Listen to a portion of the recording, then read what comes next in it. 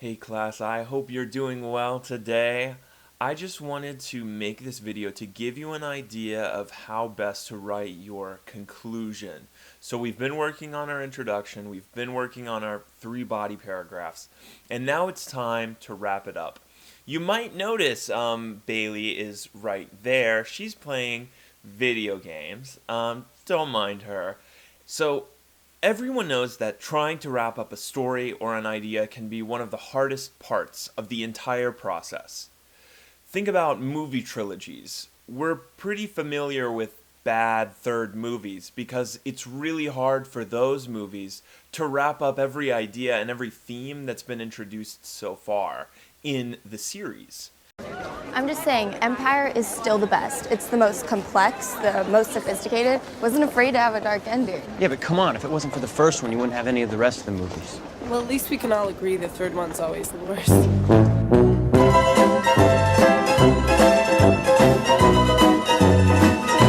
So, I'm going to give you some tips for writing your conclusion, but before we get to that, I want to start by breaking down a word.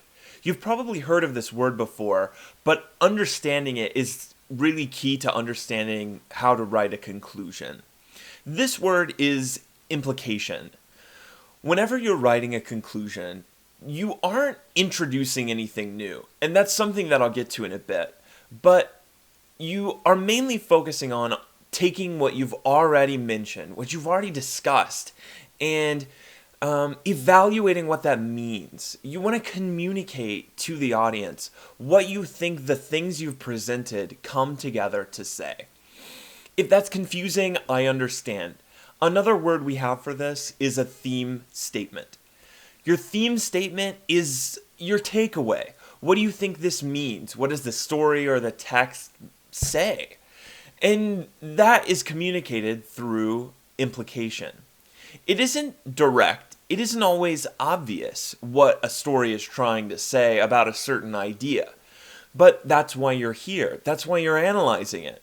And you want to make sure that you're taking that next step to understand, what is this actually implying? What is the story implying about your topic or your theme? So when we're thinking about implications, it's probably helpful to think about a detective story.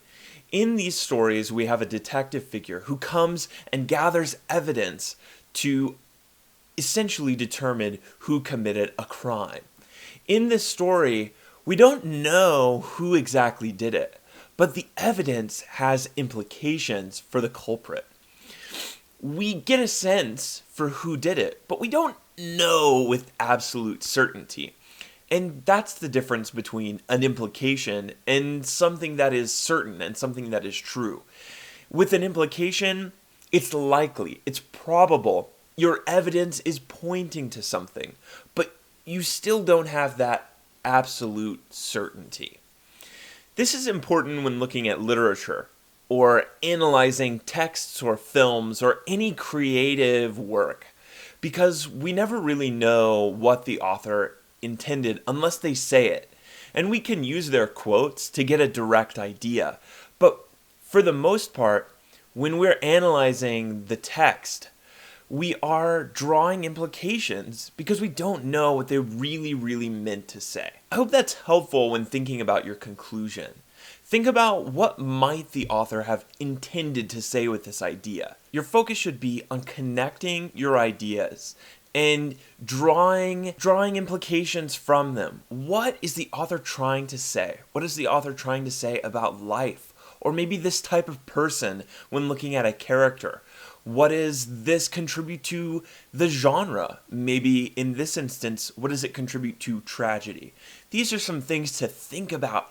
Big ideas. You want to move away from the specifics and more to the big implications. So now that we've covered what to focus on in your conclusion, I want to give you some tips that may be helpful as you form this part of your paper. Tip number 1, and this goes off of some of the things that I've already mentioned. Because you're not working with definitive statements in your conclusion, use words like suggests or hints or indicates. These words are going to help communicate that you have a feeling for what the author is trying to say, but you don't know for absolute certain that this is what they're saying. So use words like this that are going to kind of point the audience in a direction without making an assumption about what the author is trying to say. You are presenting a perspective of the text here, and it's your own. And that is the beautiful thing about your paper, is that you have a perspective of how to read this text, and that's what you want to communicate to the audience. So use words like this that point them in that direction. Tip number 2. When you get to the conclusion, begin with the words "in conclusion" or "finally," and then state your thesis. Your thesis is the absolute core of your paper. Everything you've been trying to say can be boiled down in this one sentence. And now that you've taken the steps to show what you're trying to prove with your thesis, you should restate it.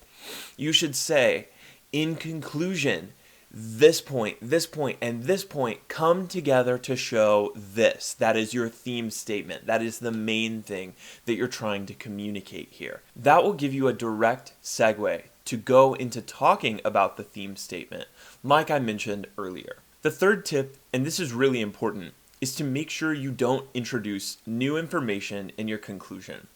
Your conclusion is about taking things that you've already discussed, taking ideas and topics that you've already presented. You've gathered your evidence. Now it's the time to wrap it all up and say what it actually means. If you don't do this and you present new information in your conclusion, you're going to confuse the audience about what's relevant and what's important. There are some very limited cases where you might introduce a quote or have something that kind of ties it all together, but I would avoid this. The body of your paper should have covered all of the things that you need to present to make your point. And now it's time to just do that.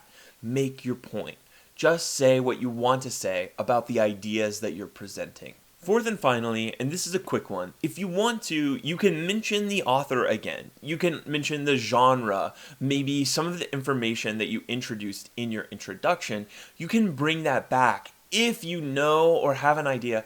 You can bring that back if you have an idea of how to tie that in to the main point you're going to make. So I hope all of this information is helpful to you. The main question to ask yourself is, what is the point that I'm trying to make with my paper? Use your conclusion to focus on delivering exactly that point. Just talk about what is the information you have introduced so far and what does that mean? What does that come together to show? That is the point of your paper. Focus on that. I hope this is helpful. Thank you so much for watching and have a great one. See you next class.